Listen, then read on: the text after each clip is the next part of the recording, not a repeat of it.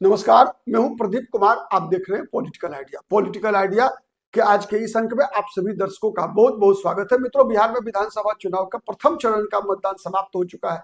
द्वितीय चरण का मतदान 11 नवंबर को है 122 विधानसभा क्षेत्रों में, और इन 122 विधानसभा क्षेत्रों में से पश्चिमी चंपारण जिले की 5 वो विधानसभा सीट की आज हम चर्चा करेंगे, जहां पर की कांग्रेस, मतलब 9 विधानसभा सीट है पश्चिम चंपारण में, जिसमें अकेले कांग्रेस पार्टी 5 विधानसभा सीट को चुनाव जीतने की स्थिति में पहुंच चुकी है।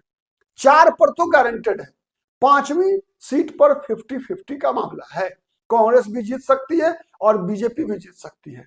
अंतिम क्षणों में जिसके पक्ष में गोलबंदी होगी उसके जीत की संभावना बन जाएगी वहां, लेकिन 4 सीट पर तो गारंटेड है। तो शुरुआत करते हैं हम बगहा से।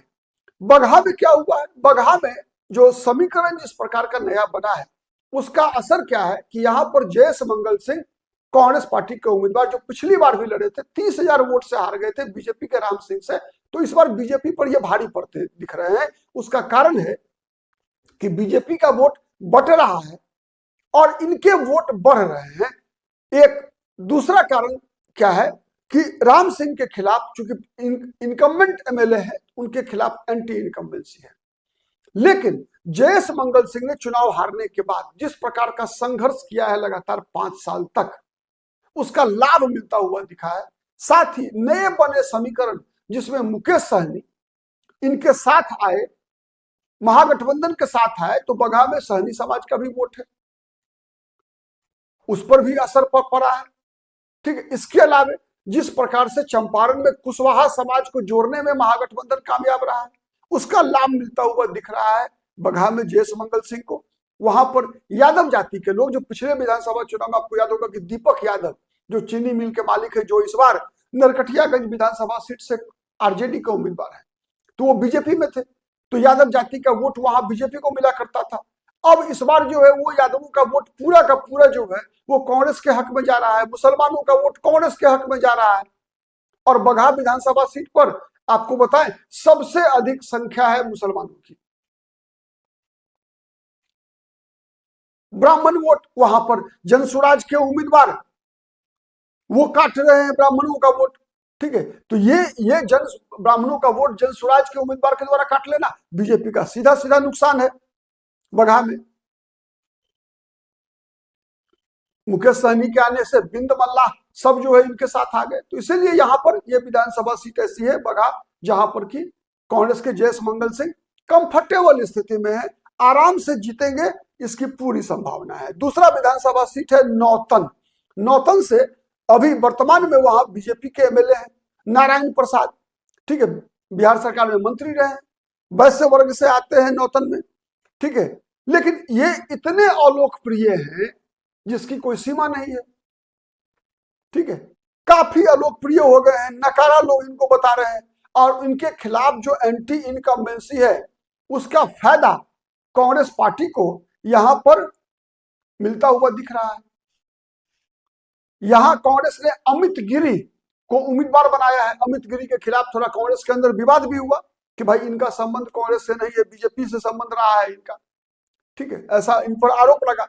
लेकिन आज जो स्थिति है कि वहां बनिया वैश्य वर्ग के अलावे ब्राह्मण, अमित गिरी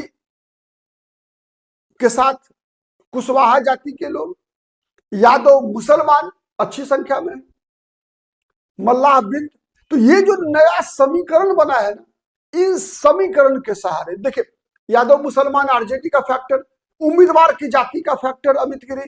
ठीक है, इसके अलावे मुकेश सहनी का फैक्टर, और कुशवाहा बिरादरी को जिस प्रकार से रणनीतिक रूप से महागठबंधन ने साधा है उसका, ये सब का लाभ है कि नौतन में अमित गिरी की जीत लगभग केवल औपचारिकता है।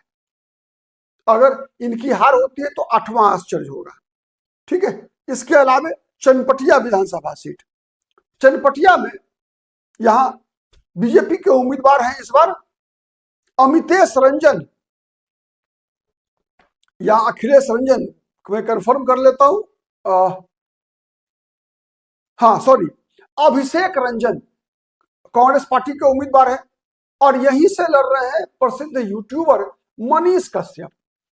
मनीष कश्यप चुनाव लड़ रहे हैं जनसुराज की टिकट पर और बीजेपी के उम्मीदवार हैं जीते हुए उमाकांत सिंह। पिछली बार इन्होंने इन्हीं अभिषेक रंजन को कांग्रेस पार्टी के उम्मीदवार को लगभग 13,000 वोट से चुनाव में हराया था। अब देखिए यहां पर क्या है कि अभिषेक रंजन आते हैं कलवार जाति से, जो मानी जाती है चंपारण की राजनीति में बीजेपी का आधार वोट। क्योंकि संजय जायसवाल, मदन जायसवाल, मैंने जितने भी वैश्य बनिया कलवार बीजेपी के साथ रहते आए हैं परंपरागत रूप से। लेकिन कांग्रेस ने अभिषेक रंजन को 2 चुनाव से टिकट देना शुरू किया। पिछली बार हार गए, लेकिन इस बार ये मजबूत पड़ रहे हैं। इसलिए भी मजबूत पड़ रहे हैं कि उमाकांत सिंह कमजोर पड़ रहे हैं। उमाकांत सिंह क्यों कमजोर पड़ रहे हैं? तो सबसे बड़ा कारण है कि एक मनीष कश्यप जनसुराज के उम्मीदवार के रूप में भूमिहार जाति से ही आते हैं, जिस जाति से उमाकांत सिंह आते हैं, तो एक ब्राह्मण और भूमिहारों में बंटवारा।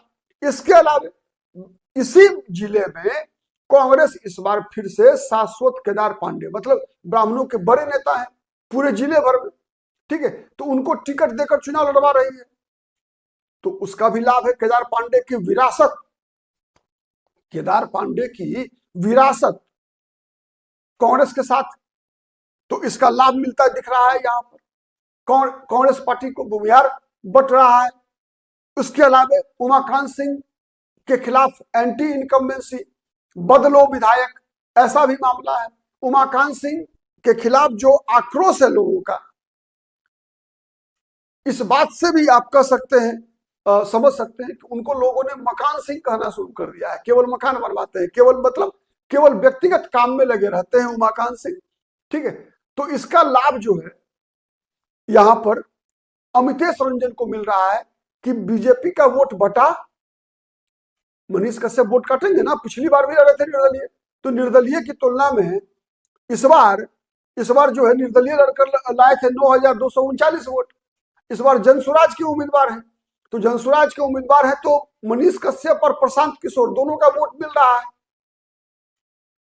और बट रहा है। और उसके बदले में जो महागठबंधन का वोट है वो पूरा का पूरा इंटैक्ट है। इसमें कहीं कोई विभाजन नहीं है। यादव हो, मुसलमान हो, कुशवाहा हो, वैश्य हो, सॉरी वैश्य मैं बता रहा हूं, बिंद हो, मल्लाह हो, केवट हो, ये सब वोट इंटैक्ट है। तो इसका लाभ मिल रहा है इनको चनपटिया विधानसभा सीट में। और चौथी सीट है बेतिया से वर्तमान में विधायक है रेणु देवी, बिहार सरकार में मंत्री हैं, पहले बिहार की उप मुख्यमंत्री भी रह चुकी है। यहां से एक निर्दलीय जो वहां बेतिया में की मेयर है, पश्चिमी चंपारण की मेयर है, उनके पति है रोहित सिकारिया, उनकी पत्नी जो गरिमा सिकारिया है, ठीक है, तो वो भी उम्मीदवार है, वहां से चुनाव लड़ रहे हैं, काफी मजबूती से लड़ रहे हैं रोहित सिकारिया। और कांग्रेस के उम्मीदवार है वसी अहमद। तो रोहित सिकारिया जो भी वोट काट रहे हैं वो किसका वोट काट रहे हैं? वो वोट मुख्य रूप से अगर आप गौर से देखेंगे तो वो वोट कट रहा है रेणु देवी का, बीजेपी का वोट कट रहा है। और दूसरा है कि रेणु देवी इतनी अलोकप्रिय हो चुकी है कि चर्चा तो ऐसी है कि बीजेपी के भी कई लोग रेणु देवी को हराने पर लगे हैं,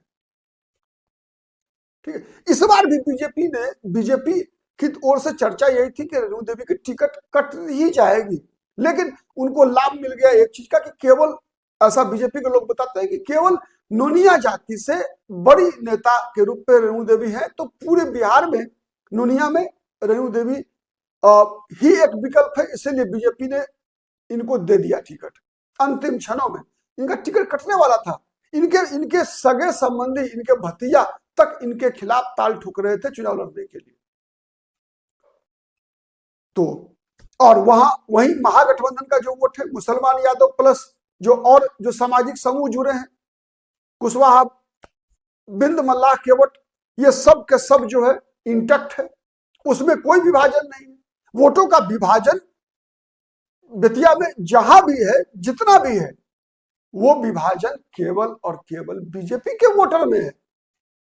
नाराजगी है जिसका कि असर कई बार ऐसा होता है कि स्थानीय उम्मीदवार आपको पसंद नहीं है तो आप क्या करते हैं, आप नोटा दबाते हैं, आप वोट ही नहीं डालते। यह भी होता है ना, कई विधानसभा क्षेत्र में जब आप सुनते हैं कि यहां लोग वोट नहीं डालते, तो वोट क्यों नहीं डालते? इसलिए कि उम्मीदवार पसंद नहीं होता है, तो नोटा भी चलता है। इसके अलावा जन स्वराज के उम्मीदवार हैं अनिल सिंह। अनिल सिंह भी जितना भी वोट मिलेगा इनको, वो वोट किसका कट रहा है? उस वोट कट रहा है बीजेपी का। और वसीम अहमद जो कांग्रेस के उम्मीदवार हैं, एकदम सुरक्षित स्थिति में है महागठबंधन के वोट बैंक के सहारे। तो इस प्रकार से ये 4 गारंटेड सीटें हैं और 5वां सीट है नरकटियागंज, जहां 50-50 चांस है बीजेपी के संजय पांडे और शाश्वत केदार पांडे।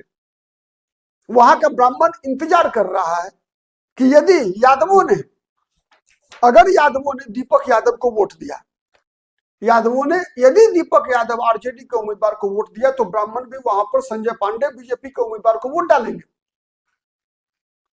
इस चीज की वहां प्रतीक्षा हो रही है कि अगर यादव समाज के लोग जो आरजेडी का कोर वोटर है, वहां के ब्राह्मण ये कह भी रहे हैं कि भाई सीएम तो किसी ब्राह्मण को बनना नहीं है, सीएम बनना है तेजस्वी यादव को। तो इसलिए यदि वहां के यादवों ने अगर दीपक यादव के बदले कांग्रेस के उम्मीदवार शाश्वत केदार पांडे को वोट दिया, तो शाश्वत केदार पांडे को ब्राह्मणों का भी 80% वोट मिलेगा। लेकिन अगर यादवों ने वहां दीपक यादव को वोट दिया, तब तो फिर ब्राह्मण भी शाश्वत केदार पांडे का साथ छोड़कर संजय पांडे के साथ लग जाएंगे। तो इसलिए क्लोज फाइट है। केवल एक फैक्टर है कि यादव अगर दीपक यादव तो ब्राह्मण जाएंगे संजय पांडे, यादव यदि कांग्रेस के उम्मीदवार के साथ आएंगे तो फिर ब्राह्मण कांग्रेस के उम्मीदवार के साथ। तो यहां इसलिए कंडीशनल है। 4 विधानसभा सीट कंफर्म है, 5वां कंडीशनल है। आज के लिए इतना ही। बहुत बहुत धन्यवाद।